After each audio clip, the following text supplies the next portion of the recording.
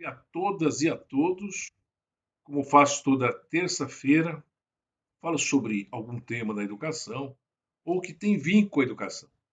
E hoje eu vou falar da prestação dos serviços educacionais e o Código do Consumidor. O Código do Consumidor está fazendo esse ano 33 anos, pois sua edição foi de 11 de setembro de 1990. A década de 90 ela foi marcada pelo conflito entre instituições de ensino e os alunos. Registra-se que, antes de 90, praticamente as instituições de ensino não tinham contrato de prestação de serviço educacional. Ela tinha um requerimento de matrícula e a fixação das anuidades escolares eram feitas com base na comissão de encargos educacionais. Até que veio o governo Collor, publicou a Lei 8.039 de 90, que determinou também o encaminhamento de planilhas, a fim dos conselhos de educação definirem os valores da anuidade. Olha só como era naquela oportunidade. Né? Nós não tínhamos o Conselho Nacional de Educação, os conselhos estaduais existiam, e existia o Conselho Federal de Educação. E esses conselhos acabavam definindo e homologavam as planilhas para a fixação de anuidades escolares. Até que então vem a Lei do Código Consumidor, a Lei 8.078 de 1990, e que não havia mais objeção, muito pelo contrário, havia obrigação das instituições formalizarem os seus contratos de prestação de serviço educacional.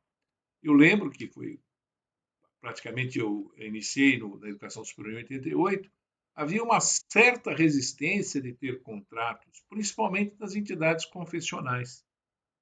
Só que o Código Consumidor ele veio para ficar e veio para defender o consumidor. E assim o contrato começou a ter um grande valor, o necessário valor. Mesmo assim, sempre se procurava ter alguma invenção em relação às instituições de ensino. A Lei 8.170, também do Fernando Collor de Mello, criou um regramento de negociação de mensalidades escolares entre diretórios acadêmicos, centros acadêmicos ou comissão de pais. Aquilo foi uma confusão do tamanho de um bonde, em que acabou sucedendo várias medidas provisórias, que culminou inclusive com uma ação direta em constitucionalidade, promovida então pela Confenem, considerando que a lei praticamente, a medida provisória praticamente, ela determinava que o contrato era pelo curso todo, independentemente da renovação da matrícula e independentemente do pagamento das mensalidades ou da semestralidade escolar, até que se criou, então, uma regra, que foi a conversão da Lei 9.870, segundo a qual estabelece que a cada semestre ele pode ser renovada a matrícula ou não. Se tiver aluno inadimplente, não se renova.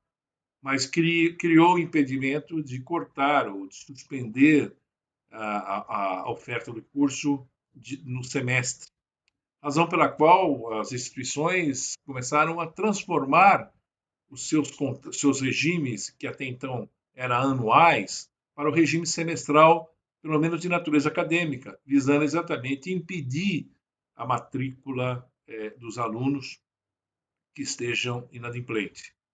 Tudo isso motivou, inclusive, a escrever um livro sobre isso em 2001, depois em 2014, e agora o livro que será lançado no FENESP no final de setembro, juntamente com os meus sócios, Daniel Cavalcante Silva e João Paulo Echeverria, ele veio rebustecido com uma série de conceitos novos que até então, na década de 90, praticamente ele não se atinha muito, sobretudo em relação ao ensino à distância.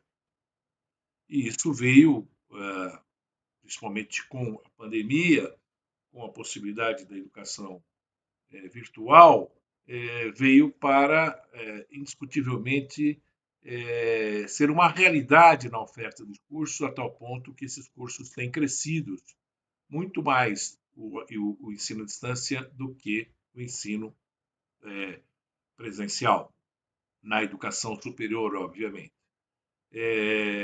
Vê-se que parece que haverá alguma alteração do ponto de vista regulatório em relação à oferta desses cursos. E o livro,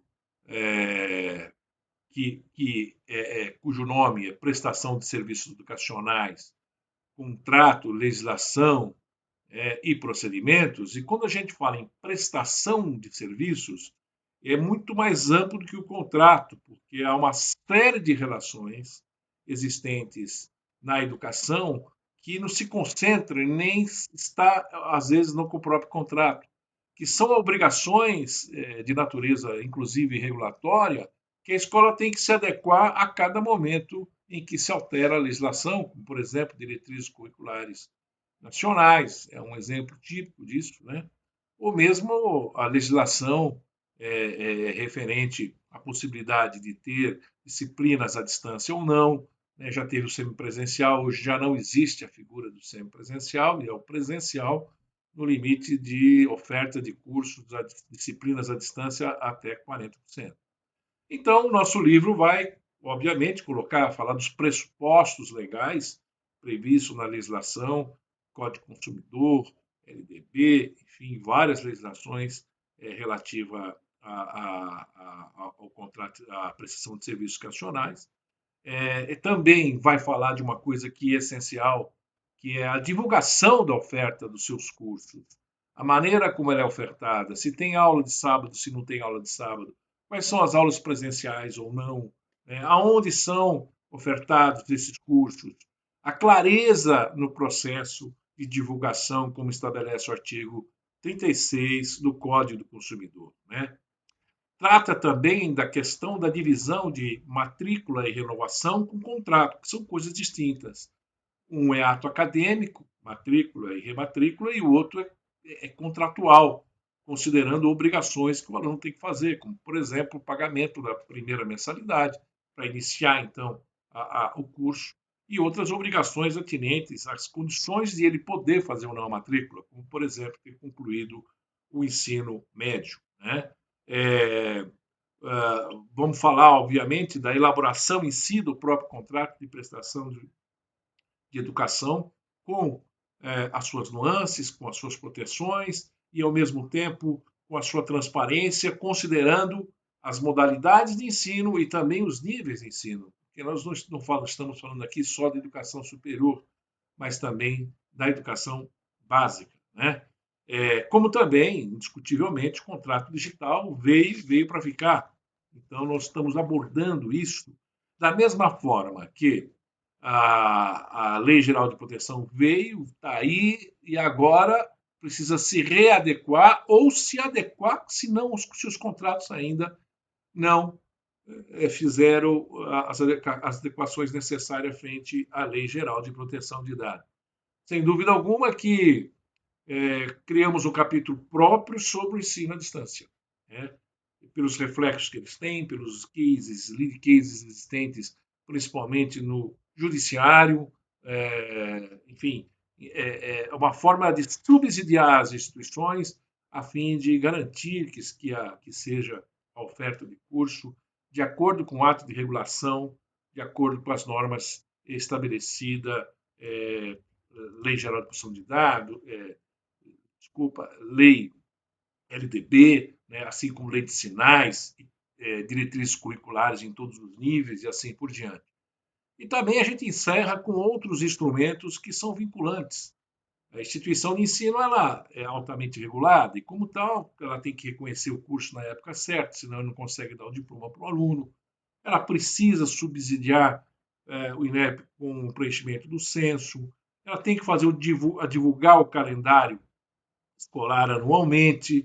Precisa também tomar cuidado em relação a principalmente a caducidade dos atos, uma vez que se ele não for implantado de acordo com o que está no decreto 9235, ele caduca ao prazo de 24 meses.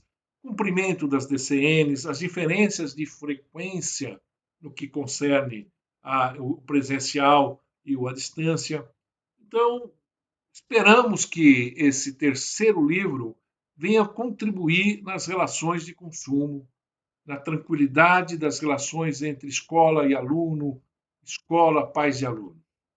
E o lançamento, como disse, será no FENESP, na última semana do mês de setembro, que ficam todos já convidados, e depois nós vamos fazer no dia 9 de outubro também um webinar no Senesp para tratar da questão da prestação de serviços educacionais e também fazer um relançamento disso, principalmente da área que é mais afetada, que é a área jurídica. Muito obrigado, até a próxima.